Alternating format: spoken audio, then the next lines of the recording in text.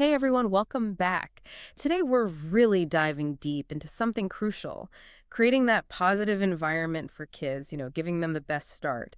And we found some solid research broken down into 5 takeaway tips. So whether you're a parent yourself, an educator, or just interested in how kids tick, I think there's something in here for everyone. Yeah, absolutely. And it's really interesting. These tips, they go beyond just like a happy childhood. It's about giving these kids the tools to really grow, emotionally, socially, all the way through life. It's pretty powerful stuff. Okay, so tip number 1 might sound obvious at first, showing love and affection. But here's the thing, it's not a one and done deal. The research, it really highlights how this needs to be like a constant thing. It can't just be every now and then. Exactly. You got it. Think of it like this, right? Kids, they're figuring out the world. And it's mostly through how their parents, their caregivers treat them.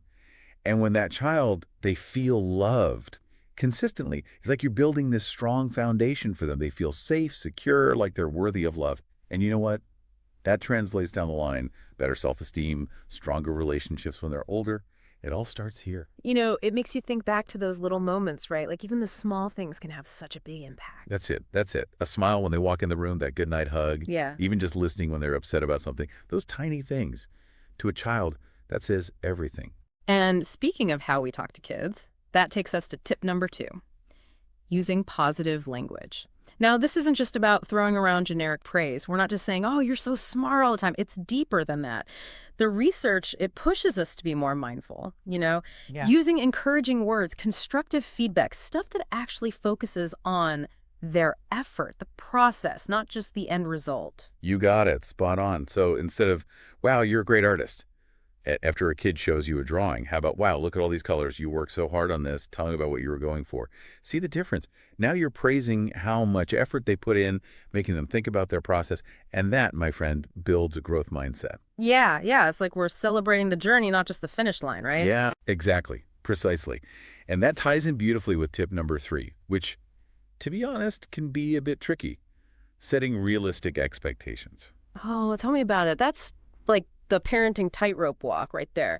How do we encourage kids to shoot for the stars, but without putting all this pressure on them that's going to backfire? That is the million-dollar question, isn't it? Yeah. And, the answer really boils down to understanding that realistic is different for every single kid. We can't be comparing them to their siblings, their classmates. It's about looking at each child, figuring out their strengths, their talents, even their challenges.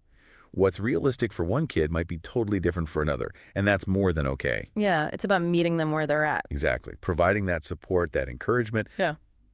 but tailored to what they need, not some external standard. All right, you ready for tip number 4? This one really hit home for me, creating family traditions. Ah, yes, traditions. Yeah. They're more powerful than we give them credit for. Even the simplest things, like a weekly game night, a silly song you sing in the car, or how you celebrate birthdays, it doesn't have to be fancy. These little rituals, they create this feeling of belonging, of shared memories, and those are powerful. It's like that warm feeling you get thinking back to your own childhood, right? Like those special moments, they stick with you. Exactly. Those traditions, they become anchors. They give a sense of stability, of continuity. It's part of your family's story, their identity. And what I love is the research. It doesn't say what traditions you need. It's about finding what brings your family joy, connection. That's what matters. Totally. Totally. It could be as simple as reading a bedtime story every single night.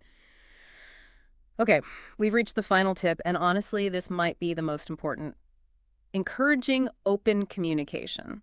This one, it really brings everything full circle, don't you think? Yeah. Because when you've got that foundation of love, that positive way of talking to them, setting realistic goals, building those strong connections through traditions, you're creating a space where kids feel safe to open up.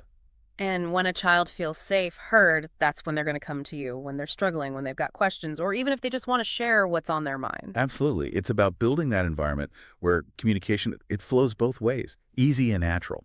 I love that. Wow, that was a lot to unpack today. These 5 tips are like a roadmap, right? They show us how to create that environment for kids where they feel supported, loved, and honestly empowered. Couldn't have said it better myself. Yeah.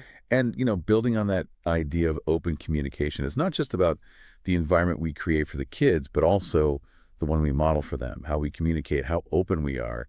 That sets the tone too. Something to think about, right? That's a really good point. It's not just about telling them, it's about showing them. Food for thought for all of us. Well, on that note, we're going to wrap up for today. But seriously, keep these tips in mind. You might be surprised how much of a difference they can make. Until next time.